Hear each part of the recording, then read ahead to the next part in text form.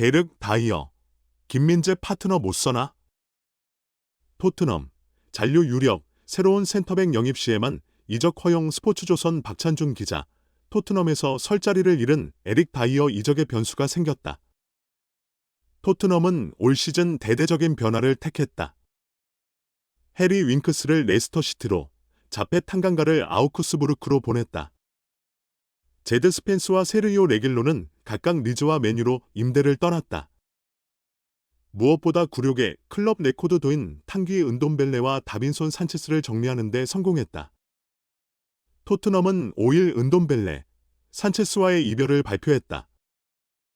은돔벨레는 한 시즌 임대, 산체스는 완전 이적이다. 둘은 튀르키예 챔피언인 갈라타사라이의 새 둥지를 틀었다. 미드필더인 은돔벨레는 임대 후 1280만 파운드, 약 213억 원의 완전 이적이 포함됐다. 센터백 산체스는 이적료 810만 파운드, 약 135억 원의 완전 이적을 했다. 계약 기간은 4년이다.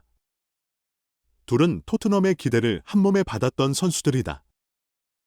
토트넘 이적 당시 최고 이적료를 경신했다.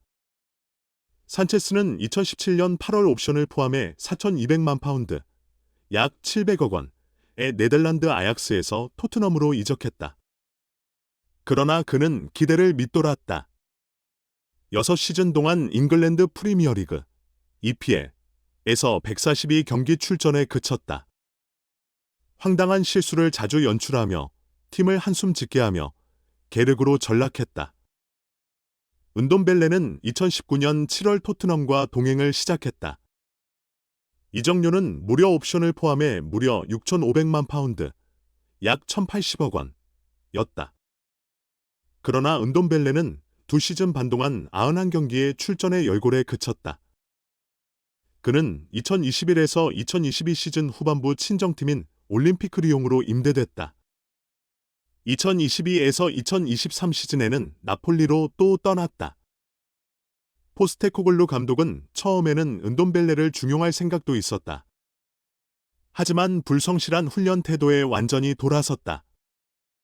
산체스와 은돔벨레까지 정리하며 팀은 더욱 응집력을 갖게 됐다. 산체스는 집중력 부족으로 팀을 여러 차례 들었다 놨다 한 바 있으며 은돔벨레의 불성실한 태도와 불성실한 경기력은 정평이 나 있다. 이 둘의 이탈로 토트넘은 좋은 분위기에 더욱 힘을 받게 됐다. 마지막 남은 것은 다이어와 위고 요리스였다. 두 선수는 올 여름 토트넘과 작별할 것으로 보였지만 25인 로스터에 이름을 올리며 토트넘에서 선수 생활을 이어가게 됐다. 다이어는 잉글랜드 국적이지만 논 홍그로운의 이름을 올린 것이 이채로운데 어린 시절 포르투갈의 스포르팅 리스본에서 성장한 이력 때문이다. 토트넘은 이번 결정으로 최소 내년 1월 겨울 이적 시장까지 다이어와 요리스를 내보낼 수 없게 됐다. 다이어는 방출 1순위였다. 엔제 포스테코글루 감독은 부임하자마자 대대적인 개혁을 준비했는데 그 출발이 다이어 제외였다. 다이어는 지난 시즌까지 안토니오 콘테 감독의 굳건한 신뢰를 받았다. 스리백의 핵심 자원으로 활약했다. 하지만 계속된 부진으로 토트넘 부진의 원흉으로 지목됐다. 느린 발과 불안한 빌드업 등 공수에 걸쳐 잦은 실수를 반복했다. 부진에도 불구하고 나커룸 영향력은 줄어들지 않았다. 해리 케인과 함께 리더 그룹에 속했던 다이어는 부적절한 리더십으로 팀 케미스트리를 여러 차례 깨는 행동과 언행으로 질타를 받았다. 다이어의 1차 선택은 잔류였다.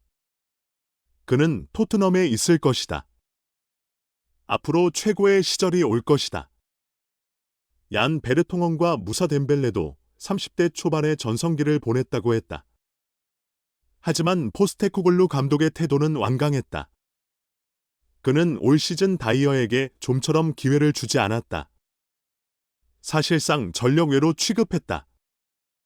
그 사이 새롭게 영입된 판더벤이 다이어의 공백을 완벽히 메웠다.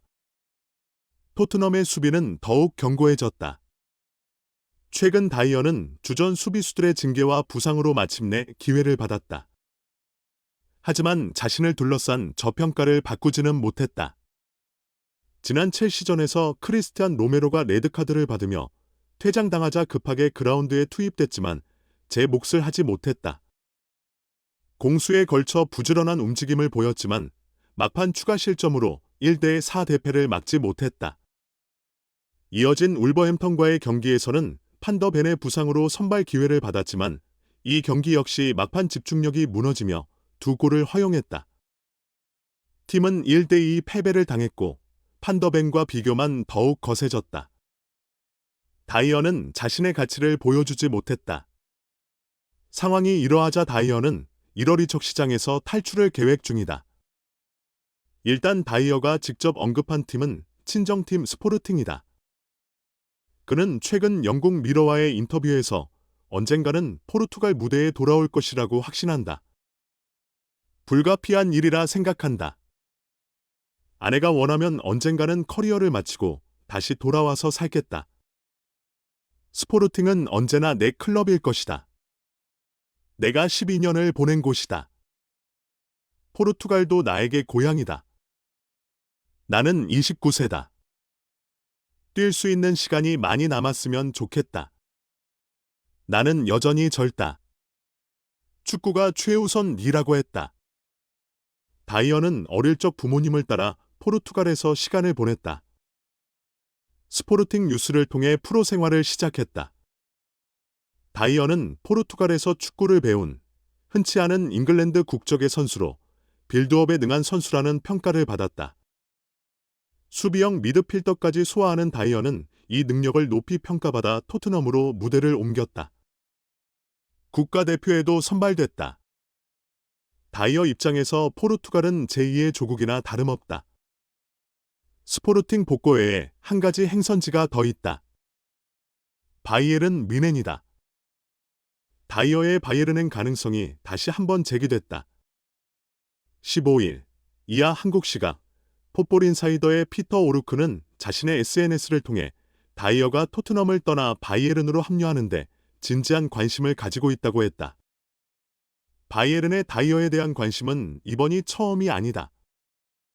바이에른은 여름 이적 시장 막바지 수비형 미드필더와 센터백 영입을 시도했고 두 포지션 모두를 소화할 수 있는 다이어가 물망에 올랐다.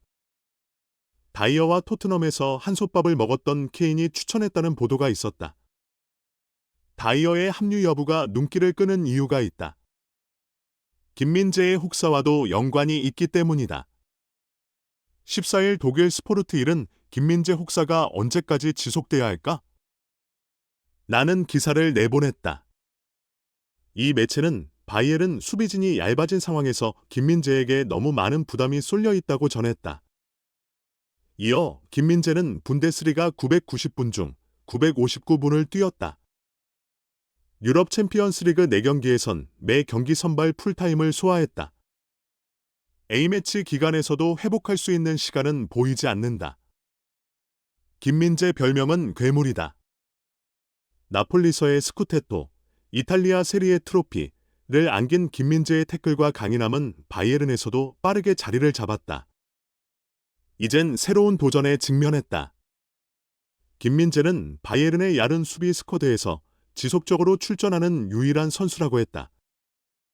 마지막으로 스포르트일은 김민재는 A매치 기간에도 바쁜 일정을 보낸다. 자국에서 싱가포르와 2026년 북중미 월드컵 아시아 지역 2차 예선을 치르고 중국 원정도 간다. 이후 80시간도 되지 않아 쾰른전을 치러야 한다. 모든 이동거리를 더하면 이만큼다. 피로감은 높을지라도 김민재는 불평하지 않을 것 같다. 그래도 괴물은 어느 시점엔 지칠 것이다. 바이에른은 적절하게 휴식을 줘야 한다고 했다. 스포르트1이 지적한 대로다. 김민재는 최근 혹사에 가까운 스케줄을 소화하고 있다. 김민재는 리그를 바꾼 데다 시즌 개막 전에는 기초 군사훈련까지 받았다. 지난 겨울에는 카타르 월드컵 본선을 뛰었고 당시에도 몸 상태는 100%가 아니었다.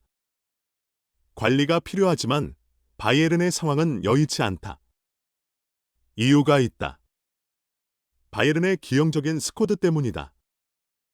바이에른에는 단 3명의 센터백밖에 없다.